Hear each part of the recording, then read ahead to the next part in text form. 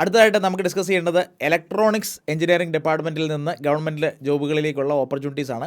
അപ്പോൾ ഇതിനകത്ത് നമുക്ക് എല്ലാവർക്കും അറിയാം, വളരെ പോപ്പുലറായിട്ട് ഉള്ള അഡ്മിഷൻസ് നടക്കുന്നതെന്ന് വെച്ച് കഴിഞ്ഞാൽ യൂഷ്വലി അല്ലേ ISRO തന്നെയാണ്. ISRO, DRDO പോലെയുള്ള ഓർഗനൈസേഷൻസ് സെൻട്രൽ ലെവലിലും അതുപോലെ സ്റ്റേറ്റ് ലെവലിൽ നമ്മൾ നോക്കിക്കഴിഞ്ഞാൽ കെൽട്രോൺ പോലെയുള്ള ഓർഗനൈസേഷൻസിലൊക്കെ ഈ പറഞ്ഞ പോലെ ടെക്നിക്കൽ അസിസ്റ്റൻസ് ഉണ്ട്, സയൻറ്റിസ്റ്റുകളുണ്ട്, അസിസ്റ്റൻറ്റ് എഞ്ചിനീയേഴ്സ് ഉണ്ട്. അങ്ങനെ ഒരുപാട് പോസ്റ്റുകളാണ് ഇൻ ജനറൽ ഇലക്ട്രോണിക്സ് നമ്മൾ കാണാറുള്ളത്.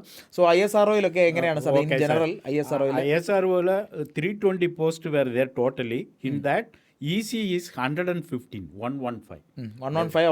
out of 320. At DRDO out of 132 EC was 40 posts were there.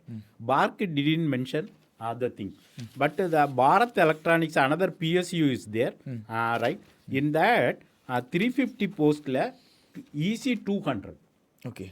So Bharat Electronics Engineers India Limited, like that. So EC എടുക്കാத കമ്പനികളേ ഇല്ല.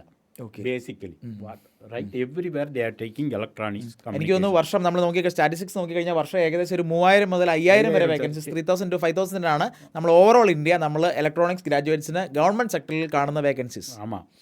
അതിനകത്ത് എഞ്ചിനീയറിംഗ് സർവീസ് എക്സാം വരും, ഗേറ്റ് എക്സാം വഴിയുള്ള പബ്ലിക് സെക്ടർ അണ്ടർടേക്കിങ്സിലേക്കുള്ള റിക്രൂട്ട്മെന്റ് വരും, കൂടാതെ നമ്മളിപ്പോൾ സംസാരിച്ച മറ്റ് ഓർഗനൈസേഷൻസും തീർച്ചയായിട്ടും വരും.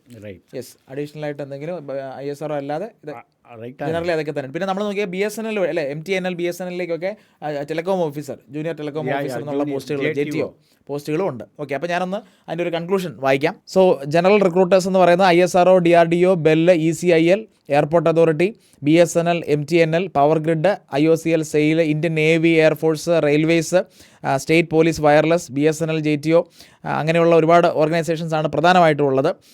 നമ്മൾ സ്റ്റേറ്റ് ലെവലിൽ കെൽട്രോണിനെ പറ്റിയൊക്കെ സംസാരിച്ചിരുന്നു. കൂടാതെ ഈ ഓർഗനൈസേഷനിൽ അവർ ചെയ്യുന്ന പോസ്റ്റുകൾ, കോമൺ ആയിട്ട് വരുന്ന പോസ്റ്റുകൾ എന്ന് പറയുന്നത് സയൻറ്റിസ്റ്റ് ലെവലിൽ അല്ലെങ്കിൽ ജൂനിയർ എഞ്ചിനീയർ, ഗ്രാജുവേറ്റ് എഞ്ചിനീയർ ലെവലിൽ, ജൂനിയർ എക്സിക്യൂട്ടീവ് ലെവലിൽ, JTO തുടങ്ങിയുള്ള അല്ലെങ്കിൽ ടെക്നിക്കൽ ഓഫീസർ തുടങ്ങിയുള്ള പോസ്റ്റുകളാണ്. വയർലെസ് ഓഫീസർ എന്നൊരു പോസ്റ്റ് സ്റ്റേറ്റ് പോലീസിലുമുണ്ട്. അപ്പോൾ ഇതൊക്കെയാണ് ഇലക്ട്രോണിക്സ് ഗ്രാജുവേഷന് ശേഷം അല്ലെ ഇലക്ട്രോണിക്സ് ആൻഡ് കമ്മ്യൂണിക്കേഷൻ ഏരിയയിൽ നിന്ന് വരുന്നവർക്ക് പബ്ലിക് സെക്ടറിൽ അല്ലെങ്കിൽ ഗവൺമെൻറ് സെക്ടറിലുള്ള ഓപ്പർച്യൂണിറ്റീസ്. ഓൾമോസ്റ്റ് സിമിലർ ഈ പോസ്റ്റുകളിലൊക്കെ മിക്കയിടത്തും എനിക്ക് തോന്നുന്നു അപ്ലൈഡ് ഇലക്ട്രോണിക്സുകാർക്കും അപ്ലൈ ചെയ്യാം, അതുപോലെ ഇൻസ്ട്രുമെന്റേഷൻകാർക്കും അപ്ലൈ ചെയ്യാം അല്ലേ? തീർച്ചയായും. അപ്പോൾ ഇലക്ട്രോണിക്സ് തന്നെ ഇപ്പോൾ നമ്മൾ മോഡൽ എഞ്ചിനീയറിംഗ് ഒക്കെ നോക്കിക്കഴിഞ്ഞാൽ അവിടെ ഇലക്ട്രോണിക്സ് ആൻഡ് VLSI എന്ന് പറയുന്ന ഒരു കോഴ്സുണ്ട്.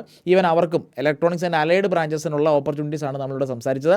സോ നിങ്ങൾ മനസ്സിലാക്കുക, ഇലക്ട്രോണിക്സിൻ്റെ വേക്കൻസീസും അല്ലെങ്കിൽ പോസ്റ്റ് ക്രിയേഷനും മുന്നോട്ട് കൂടുക തന്നെയാണ്, അല്ലാതെ കുറയുകയല്ല. അത് ഒരു ബ്രൈറ്റ് ഫ്യൂച്ചർ ഉള്ള ഏരിയ തന്നെയാണ്. Okay, thank you.